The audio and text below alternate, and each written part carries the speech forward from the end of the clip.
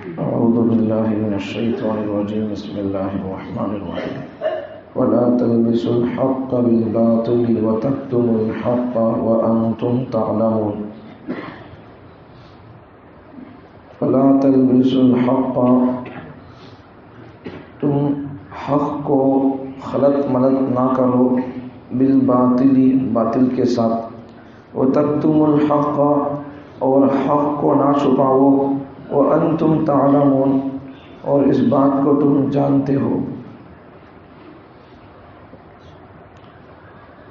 حق کو باطل کے ساتھ مت ملاؤ، حق کو مت چھپاؤ، اور اس بات کو تم جانتے ہو.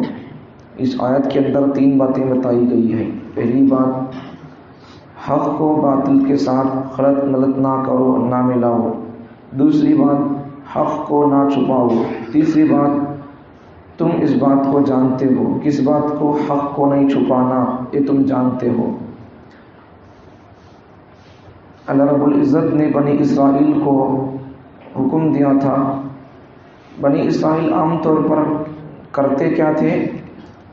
تورات کی آیتوں کو، تورات کے احکامات کو چھپا دیتے تھے، کھلا بیان نہیں کرتے تھے.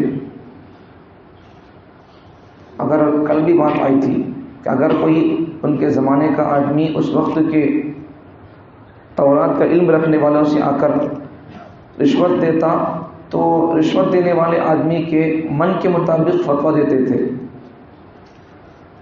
تو حق کو یہ لوگ کرتے کیا تھے؟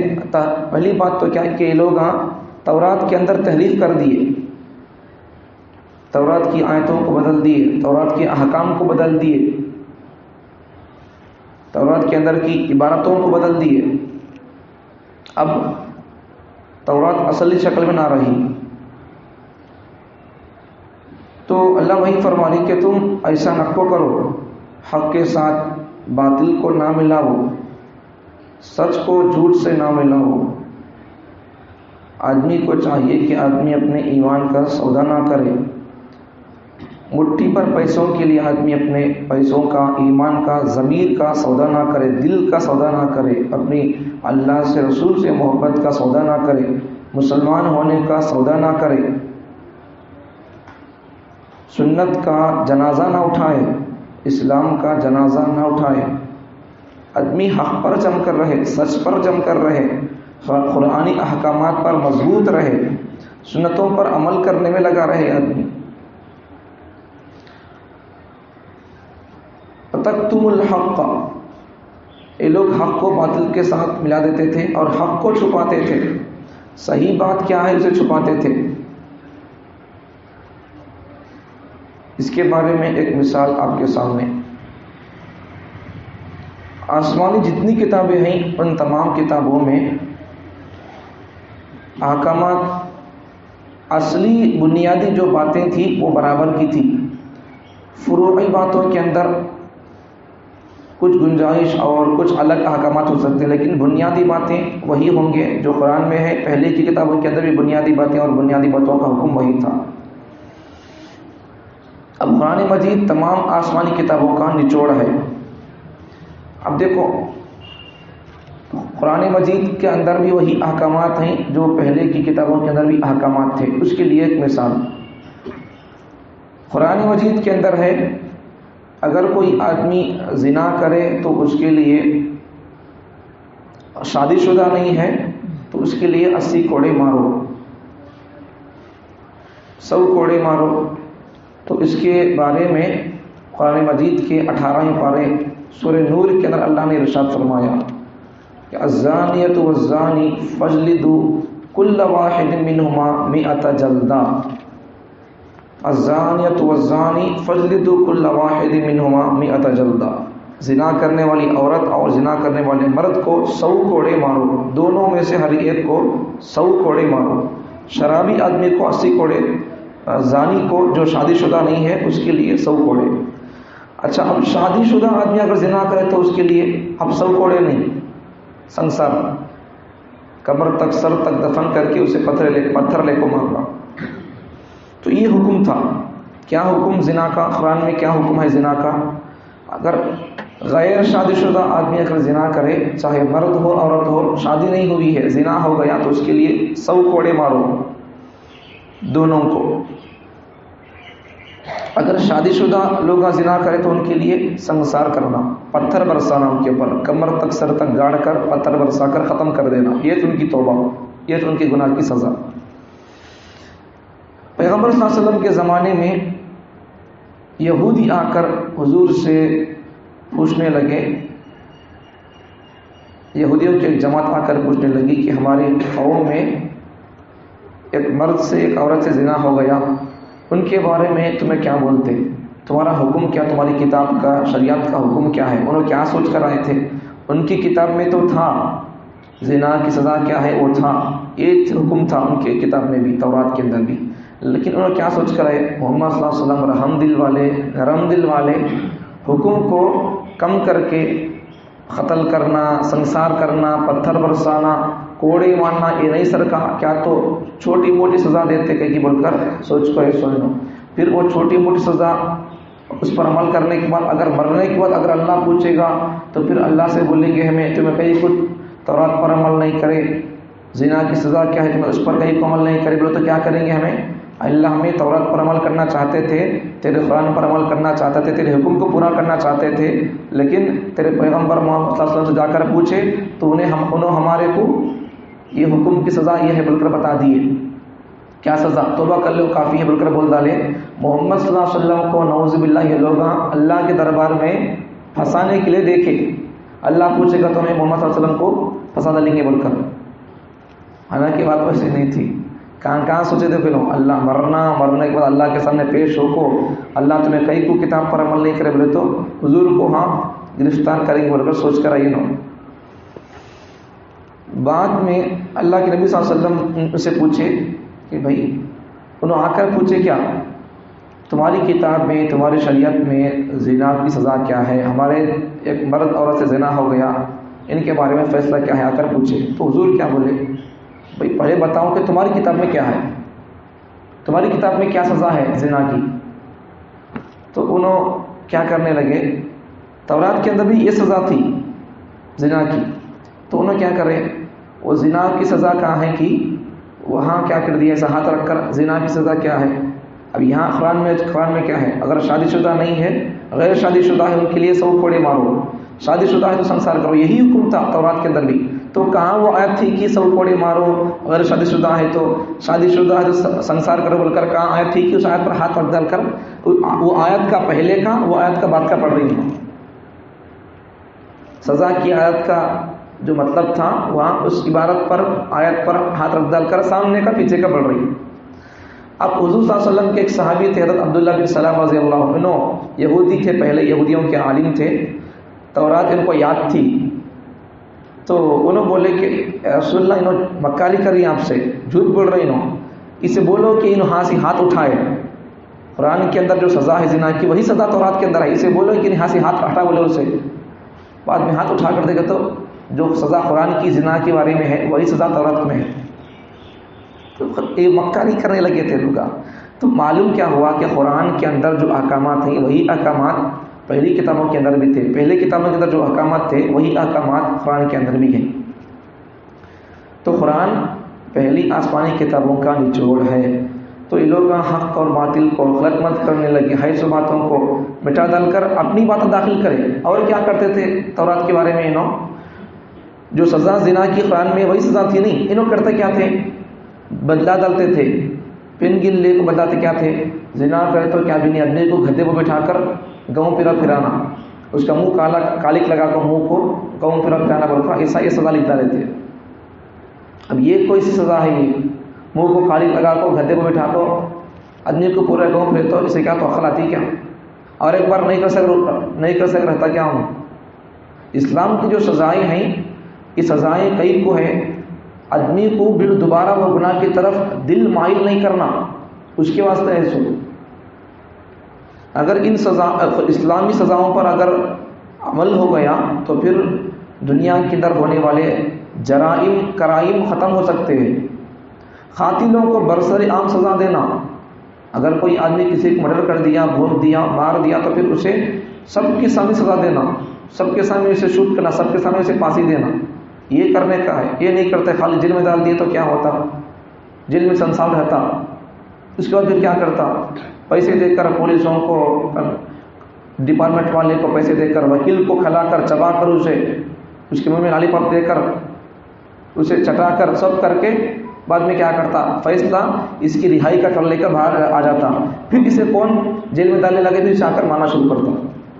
تو پھر اب جرائم کہاں ختم ہوں گے؟ کرائم کہاں ختم ہوں گے؟ اگر جرائم کو ختم کرنا ہے تو اس کے لیے اسلام پر عمل کرنا پڑے گا. اگر کوئی آدمی کسی کو قتل کیا برسر عام سب کے سامنے، پبلک کو بلا کر پبلک کے سامنے کون قتل کرا کہ قاتل کو سب کے سامنے قتل کرنا اسے. آج سے 2-3 سال پہلے تقریباً 2019 میں شاید ایک ہندو لڑکی کا ریپ ہوا. تو اس کے بعد کیا ہوا؟ کئی لوگ مل کر ریپ کرے، اس کی عزت لوٹے. بعد میں ڈپارٹمنٹ کیا کری؟ اسے لے جا کر جنگل میں لے جا کر اسے تنہا لے جا کر مارے اسے. ویسا مارنے سے کیا بھی نہیں ہوتا. اچھا 2019 کے بعد زنا نہیں ہوا کیا؟ بدکریاں نہیں ہو رہی کیا؟ عزت لوٹی نہیں جا رہی کسی کی بھی؟ کتنے واقعات نہیں ہو رہی؟ اگر جرائم کو ختم کرنا ہے، چاہے وہ ملک ہندوستان ہو، دنیا کا کون سا بھی ملک ہو، اگر اسلامی سزاؤں کو نافذ کرے گا تو لوگ ظالم اور مجرم ملزم اپنے جرم سے آرام سے بچ سکتے ہیں، اور لوگ مظلوم لوگوں کے لیے آسانی اور شانتی اور ان کی بچاؤ کا سامان مہیا ہو سکتا ہے، ان کی زندگی سکون سے گزر سکتی. ورنہ خالی جیل میں ڈال کر باہر نکال دیے تو پھر باہر آنے کے بعد مظلوم لوگوں پر پھر جا کر ظلم کرے گا. کون کس کیس فٹ کرے اس کو جا کر پھر مارتا ہے. عقل نہیں آتی اسے. تو اسلامی اسلام کی طرف برکت کیا ہے کہ وہ آدمی کو سدھار دیتی ہے، قوم کو، سماج کو سدھارتی ہے. یہ سزا ہے اسلامی سزا. تو اس لیے یہ لوگ کرتے کیا تھے؟ زنا کی سزا کو بدل دیتے تھے. تو ایسا ہمارے کو بھی چاہیے. ہمارے لیے سبق پیغام کا اس آیت کے اندر کہ قرآن مجید کے اندر جو احکامات ہیں، اللہ نے آسمان سے حضرت جبرائیل کے ذریعے سے حضور پر جو کتاب نازل کیا وہ حق ہے. اس حق کو باطل کے ساتھ نہ ملاؤ. اس شریعت اور سنت اور اللہ کی کتاب کو، اس حق کو باطل کے ساتھ، بدعات کے ساتھ، خرافات کے ساتھ نہ ملاؤ. اس سنت کو، اللہ کے حکم کو تمہاری منمانی چاہتوں کے ساتھ نہ ملاؤ. اللہ کی چاہت اور اللہ کے حق کو اپنی چاہت اور اپنی مرضی کے ساتھ نہ ملاؤ، نہ جوڑو. اور حق کو نہ چھپاؤ. حق کو چھپانا نہیں. اب میں یہ بول رہا ہوں روز، پھر بھی لوگ کر ہی نہیں کر رہی. لوگ کرتی ہیں تو بول کر میں چھوڑ ڈالنا کیا؟ بولنا نہیں چھوڑنا، بولتے رہنا. ہمارا کام بولنے کا، بولتے رہنا. آج نہیں تو پھر کل سدھار آئے گا. ان کے لیے دعائیں کرتے رہیں گے. ان کے لیے اللہ سے ہدایت دے، توفیق دے، سمجھا دے. دین کیا سمجھا دے. دیکھو آج کے زمانے میں گناہ، کسی بھی یہ بات کون بھی آدمی ایسا نہیں بول سکتا کہ مجھے گناہ کیا معلوم نہیں. ایسی بات نہیں. کرنے والے لوگوں کو بھی پوچھو. شرک کرنے والوں کو، محرم میں پنجے اٹھانے والوں کو پوچھو. ان کو بھی معلوم ہے کہ یہ گناہ ہے، شریعت میں نہیں ہے، اسلام میں نہیں ہے، معلوم ہے، پھر بھی کرتے رہتے. سمجھ میں آ گیا؟ گناہ معلوم نہیں بول کر نہیں، یہ شرک ہے، قرآن سے ثابت نہیں ہے، یہ معلوم ہے. قرآن میں نہیں یہ کام، پیغمبرہ کرے کیا؟ نہیں کرے بولتے. قرآن میں اللہ کرو بولے کیا؟ نہیں کرے بولتے. پھر کہیں کو کر رہی کیا کہ بھائی پہلے سے کرتے آ رہی، بھائی پہلے سے کرتے آ رہی ہے، آپ کے لیے دلیل بنتا کیا؟ پیغمبرہ کرے کیا تو کرو، قرآن میں کسی آیت سے ثابت ہوتا ہے تو کرو. مطلب خلاصہ کیا بولے تو آج کے لوگوں کو کسی بھی یہ گناہ ہے بول کر معلوم نہیں، ایسی بات نہیں. سب کو سب بھی معلوم ہے. آج ایک آسان جملہ بولتا ہوں، دیکھو یاد رکھنے سے، آج معلومات کی کمی نہیں ہے، معمولات کی کمی ہے. سب کو سب بھی معلوم ہے، کرنا نہیں کرنا سب کو معلوم ہے، لیکن پھر بھی کرتے کئی کو. کیا تو بولے تو وہی بولنے کا، پہلے سے کرتے آ رہی، پہلے سے ہو رہا، پہلے سے. تمہارے باپ دادا کیا تو نبیاں تھے کیا؟ نہیں. تمہارے باپ دادا عالماں تھے؟ نہیں. محمود شمانی کے اولاداں تھے؟ فقیہ تھے کیا؟ محدث تھے تمہارے باپ دادا؟ مفسر تھے کیا؟ قرآن کا ان کے پاس علم تھا کیا؟ پھر کیسا؟ جیسا اب آج کے زمانے کے لوگ چلتے پھرتے گانے گاتے رہتے، ویسا تمہارے باپ دادا لوگ قرآن پڑھتے تھے کہ چلتے پھرتے شریعت پڑھتے تھے کیا؟ قرآن پڑھتے تھے کیا؟ پھر اپنے باپ دادا کو کیسا تم ثابت بنائے؟ گواہی دے کر، ان کا حوالہ دے کر تم کیسا بول سکتے ایسا ہمارے باپ دادا کرتے تھے؟ بولتا میں اس سے پہلے بھی بول دیا تھا، باپ دادا کا حوالہ دے کر کرتے رہنا یہ پیغمبروں کے زمانے کے کافروں کی علامت ہے، کافروں کی علامت ہے، یہ پیغمبر کے زمانے کے کافر لوگ ہیں۔ حضرت ابراہیم علیہ السلام بھی وہی بولے تھے، 17 پارے میں اس کا تذکرہ ہے، انہوں وہی بولے سو تمہیں ایسا کرنا کو، بتوں کی پوجا کرنا کو بولتے کیا بولے انہوں بھی، قالوا وجدنا آباءنا، بولے وہی بولے ہمارے باپ دادا کو ہم نے ایسا ہی پایا ہے اس لیے ہم بھی ویسا کر رہی ہیں۔ تو آج کے مسلمانوں کا مثال ویسا ہو گیا، سوال آ گیا، اپنے باپ داداؤں کو نہ دیکھو، شریعت کو دیکھو۔ ہمارے باپ دادا نبیاں نہیں انہوں، نبیاں کی اولاد نہیں انہوں، پھر ہمیں ان کو کیسے دیکھ سکتے، ان کو حوالہ دے کر ہمیں کیسا کر سکتے؟ ہمارے باپ دادا اگر فتویٰ دیے شراب پیو بول کر ہمیں پی سکتے کیا؟